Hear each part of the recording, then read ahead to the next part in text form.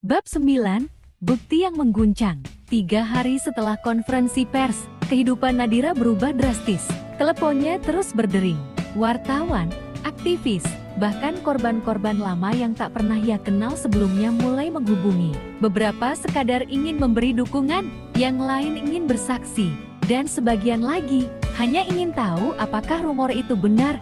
Ini gila, gumam Nadira sambil menatap layar ponselnya yang penuh notifikasi. Raka datang membawakan kopi dan duduk di sebelahnya. Kamu butuh istirahat. Aku takut kalau berhenti, aku kehilangan momentum.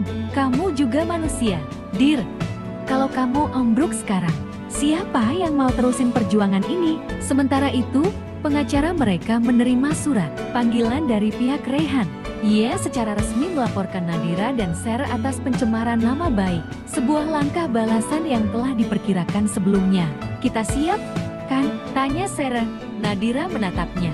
Kita tidak bohong. Kita tidak fitnah. Kita hanya mengungkapkan kebenaran.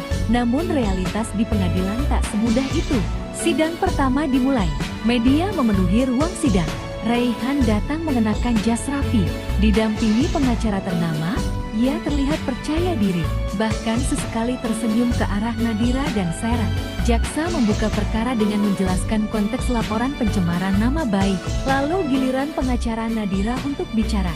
Kami memiliki bukti video, saksi korban, dan rekaman digital yang memperkuat kesaksian klien kami. Namun lebih dari itu, kami membawa lebih dari 12 testimoni perempuan lain yang bersedia bersaksi. Beberapa di antaranya anonim, beberapa dengan nama asli. Tiba-tiba wajah Raihan berubah tegang.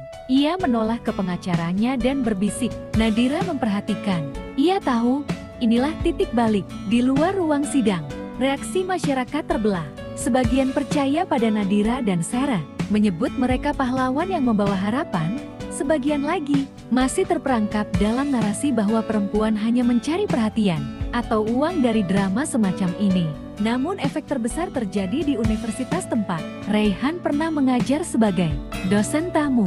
Salah satu mantan mahasiswinya membuat thread di media sosial. Dulu aku takut bicara, tapi sekarang aku tahu aku enggak sendirian. Aku juga korban Raihan. Thread itu viral. Banyak yang ikut bersuara. Dalam 2 hari, nama Raihan dihapus dari daftar pembicara akademik nasional. Lembaga tempat ia bekerja mengeluarkan pernyataan investigasi internal. Malamnya, rumah Nadira kembali menjadi target. Kali ini bukan hanya lemparan batu. Seseorang mencoret pagar depan dengan cat semprot merah, bertuliskan pembohong. Raka yang menemukan pertama kali. Ia langsung menghubungi polisi dan memeriksa rekaman. CCTV, sosok pria bertopi terekam kabur, namun belum bisa diidentifikasi. Ini bukti mereka mulai panik, kata pengacara mereka. Semakin mereka menyerang, semakin mereka tunjukkan kalau kebenaran mulai menyakitkan. Namun ancaman itu mengguncang psikologis Nadira.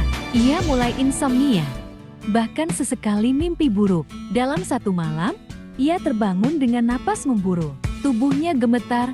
Raka memeluknya erat. Kamu nggak sendiri. Aku di sini, kita di sini. Salah satu hari yang paling berat adalah saat Nadira dan Sarah diminta memberikan keterangan tertulis ke kejaksaan.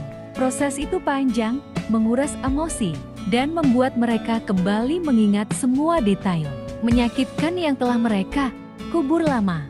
Namun yang terjadi setelahnya justru luar biasa.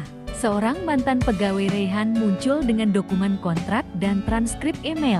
Bukti bahwa Raihan pernah menyuap beberapa pihak agar tuduhan terhadapnya tidak pernah naik ke media. Pengacara Nadira tersenyum saat menerima dokumen itu. Ini bukan lagi soal pencemaran nama baik. Ini mulai menyentuh ranah pidana berat. Media mulai membalik arah. Dari yang awalnya ragu terhadap kesaksian Nadira dan Sarah, kini mulai menggali rekam jejak Raihan.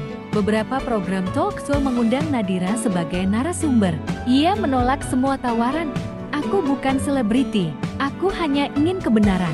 Namun satu surat dari pembaca majalah membuat Nadira menangis. Terima kasih karena sudah berani bicara.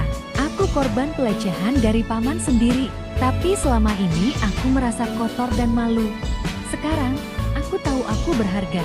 Di tengah semua itu, Raka merasa Nadira semakin kuat, namun juga semakin rapuh di dalam. Ia membujuk Nadira untuk konsultasi psikolog. Aku udah terbiasa, Kak. Trauma ini udah jadi bagian dari aku. Tapi kamu gak harus hidup sendirian dengan itu. Aku mau temani kamu kemanapun. Tapi kamu juga harus mau pulihkan dirimu. Nadira akhirnya mengiyakan.